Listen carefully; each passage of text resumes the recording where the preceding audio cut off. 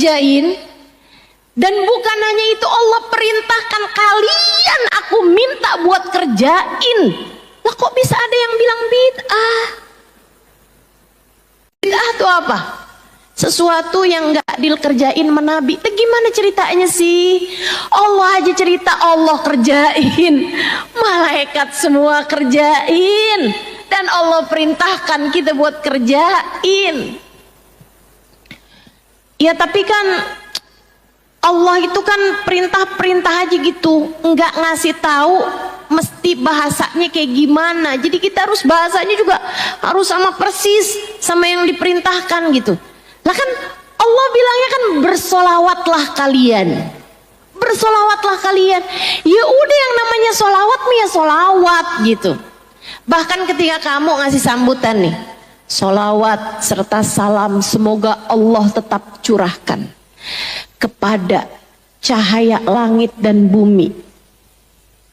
Kamu lagi bersolawat apa enggak tuh namanya? Bid'ah loh itu. Nabi nggak pernah loh baca solawat cahaya langit dan bumi. Enggak gitu caranya berpikir. Yang penting perintahnya solawat, ya udah solawat. Apapun yang kamu baca dari Allahumma sholli ala Sayyidina Muhammad, kan begitu ya? Yang sesudahnya tuh sifat-sifat mulianya Nabi Muhammad, apapun aja udah namanya itu adalah sholawat. Gitu. Ada beberapa siqat sholawat diajarkan oleh Nabi Muhammad kepada para sahabatnya. Tapi bukan berarti harus selalu dengan sholawat-sholawat itu. Nggak apa-apa, yang lain-lain pun nggak apa-apa. Sholawat tuh paling minimal Allahumma sholli ala Muhammad. Itu minimal. Tapi ini nggak bagus. Sebab katanya Nabi Muhammad, la tusallu alayya salatal batra. Janganlah kalian bersolawat padaku dengan solawat yang kepotong. Apa maksudnya wahai Rasul? Kalian bersolawat padaku tapi tidak bersolawat kepada keluargaku. Jadi solawat yang paling pendek kayak gimana? Allahumma sholli ala Muhammad. Tapi itu batra, kata Nabi Muhammad. Kepotong masih, belum sempurna. Jadi kalau sempurnanya gimana? Wa ala alihi. Sekurangnya. Kita mau sertakan juga wa sahbihi, lebih bagus lagi. Gitu kan ya? Wasallim. Dengan kita tambahkan wasallim, sebab biar solawat sama salamnya nyambung. Sebab Allah perintahkan kita untuk bersolawat dan juga wasallimu taslima, ucapkan salam juga. Jadi minimalnya solawat Allahumma sholli wasallim ala Sayyidina Muhammadin wa ala alih, atau Allahumma sholli ala Muhammad wa ala alihi wasallim. Kan gitu, itu minimalnya. Lebih bagus lagi seperti yang tadi saya sampaikan, dengan kita memuji Nabi Muhammad SAW dengan pujian-pujian yang mudah-mudahan keberkahannya kembali kepada kita insya Allah. Kayak yang tadi itu kan, sholawat kamilah pujiannya adalah bahwa Nabi Muhammad menjadi penyebab hajat-hajat kita terijabah. Nabi Muhammad menjadi penyebab yang sempit-sempit menjadi lapang, yang mudah-mudahan itu semuanya kembali kepada kita. Hajat-hajat kita diijabah Allah, yang sempit-sempit menjadi lapang, yang ruwet-ruwet menjadi lancar insyaallah, dengan sebabnya baginda kita Nabi besar Muhammad sallallahu alaihi wasallam. Allahumma salli ala Sayyidina Muhammadin al-Fatih lima ulik wal khatim lima sabaq, yang nutup segala yang buruk-buruk. Ya Allah, kami sampaikan salawat kepada Nabi Muhammad ya Allah, yang Nabi Muhammad tuh menjadi penutup yang jelek-jelek ya Allah. Biar akhlak kita yang jelek-jelek ditutup-tutup ya. Biar keburukan-keburukan kita tutup-tutup semuanya pokoknya. Kebencian-kebencian biar ditutup, biar nggak ada semuanya tuh yang namanya hal-hal yang buruk dalam kehidupan kita. Nasirul haq bil haq, penolong kebaikan dengan kebaikan. Nasiril haq bil haq wal hadi ila siratikal mustaqim. Nabi Muhammad menjadi penunjuk jalan menuju kepada jalanmu ya Allah yang lurus. Wa ala alihi wa sahbihi haqqa qadrihi wa miqdarihil azim. Salawat salam juga ya Allah untuk keluarganya dan para sahabat-sahabatnya yang mulia. Nah ini teman-teman saya sekalian, namanya salawat. Fadilahnya banyak banget. Solawat itu fadilahnya banyak banget.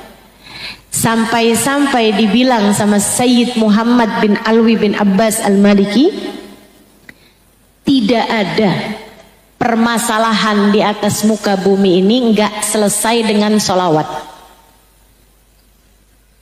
Sayyid Muhammad, bukan ucapan saya ya, bukan ucapan saya, tapi ucapan ulama terkemuka. Beliau penulis kitab Al-Insan Al-Kamil dan jadi guru dari banyak guru-guru saya.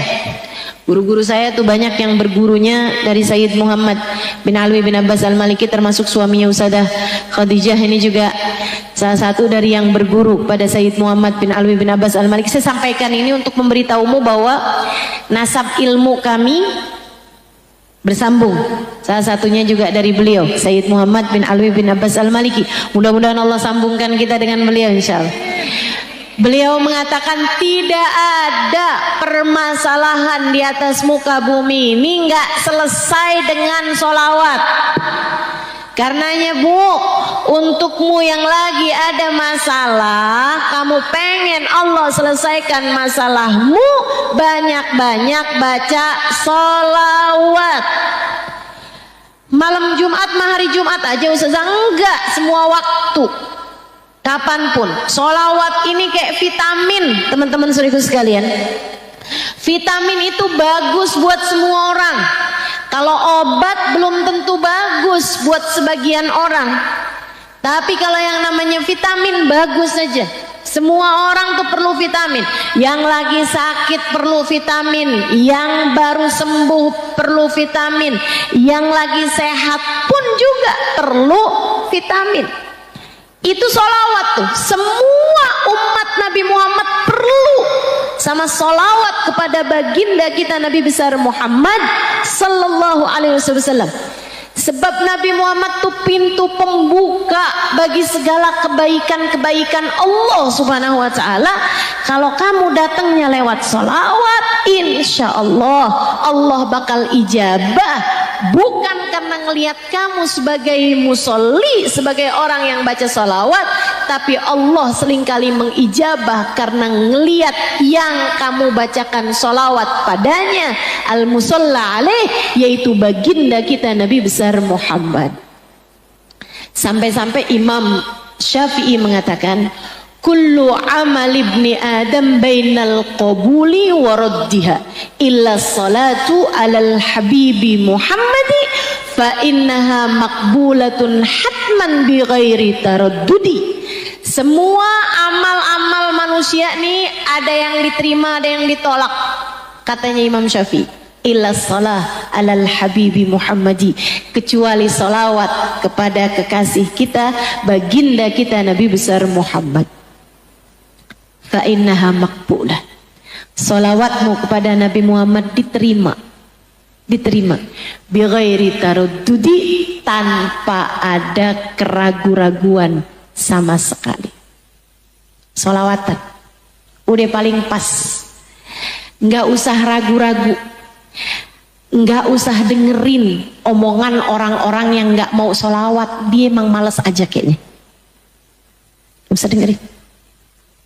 Nggak usah. Sebab kalau kamu baca solawat, kamu datang ke pintu Allah lewat Nabi Muhammad, dan itu adalah seindah-indah jalan. Beliau adalah seindah-indah jalan menuju Allah, seindah-indah tujuan. Tujuan kita adalah Allah, dan Nabi Muhammad adalah seindah-indah jalan.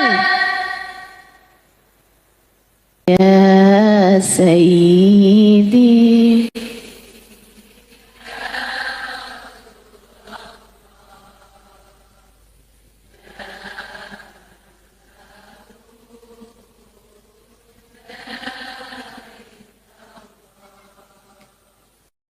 innal musiina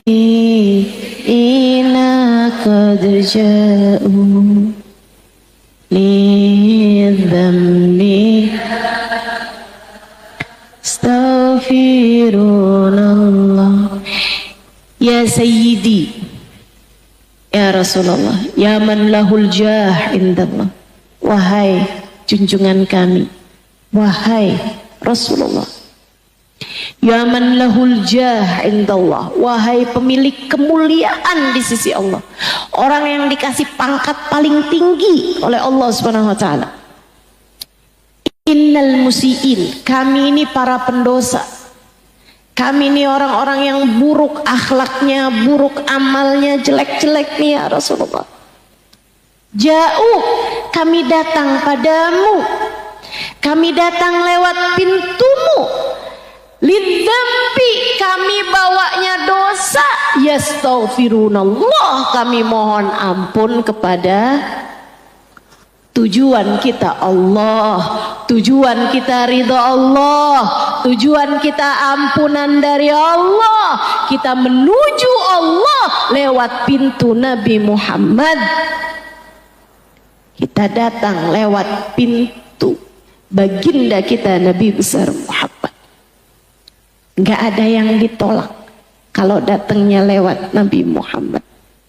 Katanya Sayyidina Syekh Abdul Qadir Al-Jailani, tuftu masyarikal ardi wa magharibiha fama wajadtu baban lil wusuli ilallah ghaira babi Sayyidina Muhammad. Saya udah keliling-keliling bumi dari barat sampai ke timurnya. Saya udah pelajari berbagai macam ilmu dari yang macam-macamnya. Saya tidak mendapati pintu untuk sampai kepada Allah kecuali lewat pintunya Nabi Muhammad. Kecuali lewat pintunya Nabi Muhammad. Dan kamu datang lewat pintunya Nabi Muhammad adalah dengan kamu bersolawat kepada Nabi Muhammad. Solawatan yang banyak, solawatan yang banyak. Dan lihatin nanti, lihatin masalah-masalah yang ruwet jadi mulai terurai. Hati-hati yang sempit jadi lebih lapang. Teman-teman, saya kalau berasa hati saya kayak nggak enak banget ya, ini kok nggak bener nih hati saya nih, ada perasaan-perasaan yang nggak semestinya ada tapi ada dalam hati dan menyiksa. Dalam hidup kan kita sering kayak begitu, kita tahu nih hati rasa kayak begini nih nggak bener nih, tapi kok ada dalam hati kita. Apa yang biasanya saya lakukan? Saya akan bersolawat kepada Nabi Muhammad. Ini kurang nih, saya kurang solawatan nih sama Nabi Muhammad. Mulai baca solawat, mulai banyakin lagi baca solawatnya. Terus perlahan-lahan rasa hati tersebut itu menjadi samar, sampai mudah-mudahan jadi hilang. Kamu juga cobain. Kalau lagi susah ngedidik hati, udah diingetin ini susah, diingetin itu susah, dibawa begini susah, bawa begini susah, solawatan coba solawatan.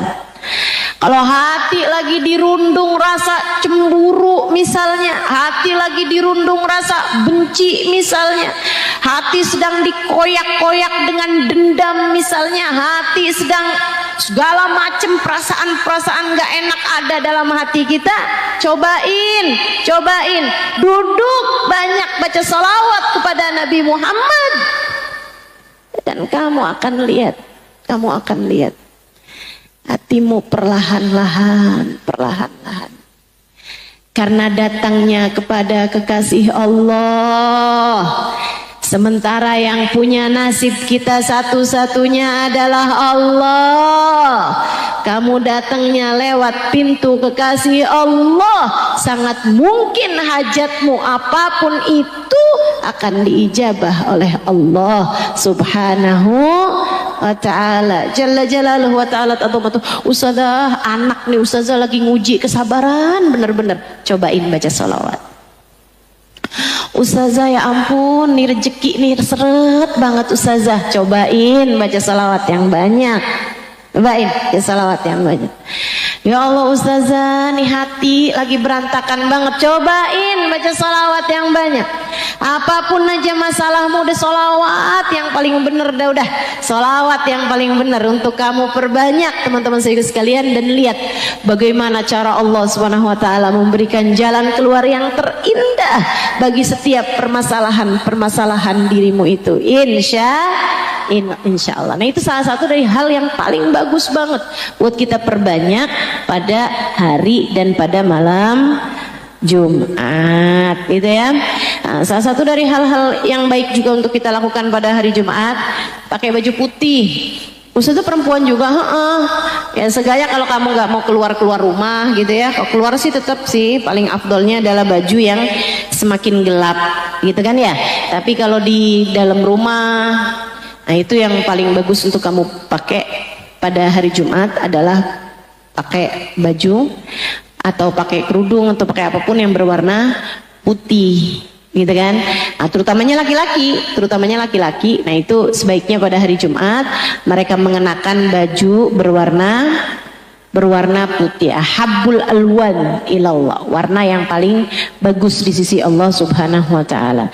Baik teman-teman sekalian, sunnah juga pada hari tersebut buat mandi pakai wewangian, terutamanya buat laki-laki yang akan bepergian sholat Jumat. Hari itu juga buat perempuan juga sunnah mandi Jumat dengan seluruh tubuh ya, dari kepala sampai kaki. Jadi kalau kamu hari Jumat mandi, usahakan mandinya adalah dengan keramasan, dan kemudian mandinya tersebut kamu niatkan mandi sunnah hari Jumat, biar kamu juga dapat pahalanya mandi Jumat. Sunnah berwewangian malam tersebut, ya kan. Makanya kalau teman-teman lihat tuh di rumahnya habaib, di rumahnya bapak-bapak kalau malam Jumat tuh suka pakai gahru, wangi-wangiin rumah. Itu memang adalah sesuatu hal yang disunnahkan untuk kita kerjakan pada malam Jumat dan juga pada hari Jumat. Hajjul fuqara, hajinya orang-orang fakir, dengan melaksanakan kesunahan-kesunahan pada hari Jumat tersebut. Kemudian lagi haji merupakan ibadah. Tadi itu ya poin yang ketiga, haji merupakan ibadah yang memang Allah Subhanahu wa taala perintahkan hanya untuk mereka yang mampu melaksanakannya. Saya doakan mudah-mudahan semuanya kasih kemudahan berangkat haji.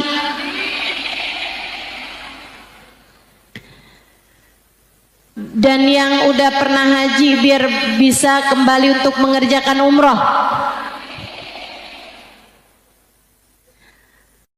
Saya doain yang haji biar berangkat haji lagi dong. Jangan dong. Antriannya panjang, kesian. Masa dia aja yang berangkat? Betul gak? Kalau saya sih doainnya yang udah haji biar berangkat umroh. Yang belum haji mudah-mudahan Allah berangkatkan haji. Teman-teman sekalian, emang enggak ini ya, haji itu emang ibadah yang luar biasa. Mudah-mudahan Allah Subhanahu wa taala selalu insyaallah biar berangkatkan kita untuk mengerjakan ibadah-ibadah tersebut di sana insyaallah. Emang enggak ada bosennya, enggak ada tara bandingnya gitu. Emang ibadah yang unik tuh haji tuh. Emang ibadah yang unik ya haji ya.